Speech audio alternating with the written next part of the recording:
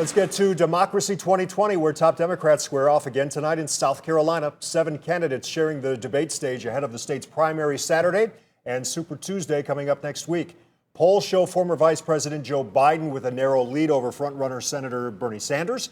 His rivals, though, have launched a series of attack ads against Sanders to try to disrupt his momentum. Meanwhile, Michael Bloomberg trying to redeem himself after that shaky performance in his first appearance.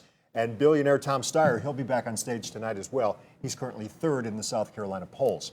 3 weeks from today, Ohio voters head to the polls to cast their ballots in the state's presidential primary. And when it comes to the November election, there will be a handful of northern Ohio counties that will receive national and international attention for their ability to consistently pick the winner in recent years. Let's check in with News 5's John Kosich, who joins us as we take a closer look at these pivot counties, we're calling them. Those are the counties that voted twice for President Obama, then switched over to vote for President Trump. There are 9 of them in Ohio.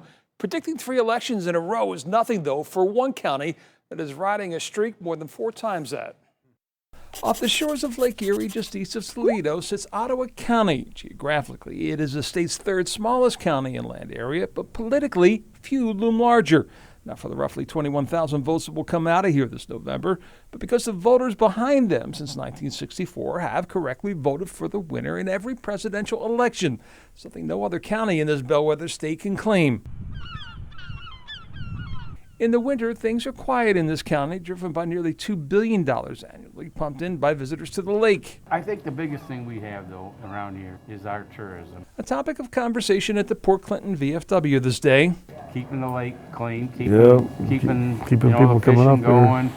Tourism among the safe topics for discussion here. We kind of have a rule here. We don't talk politics, we don't talk religion, and we don't talk relationships. And that's the way we keep everybody calm in this place. They may not want to talk about politics, but they have been the political talk and will be so again as Democrats look to win back those in the county that voted twice for Barack Obama. I didn't like Hillary, and I'm a woman, but I just didn't like her. But voted for Donald Trump in 2016. Folks like Charles, a retired school teacher who's leaning towards Amy Klobuchar in the Democratic primary, but with this caveat.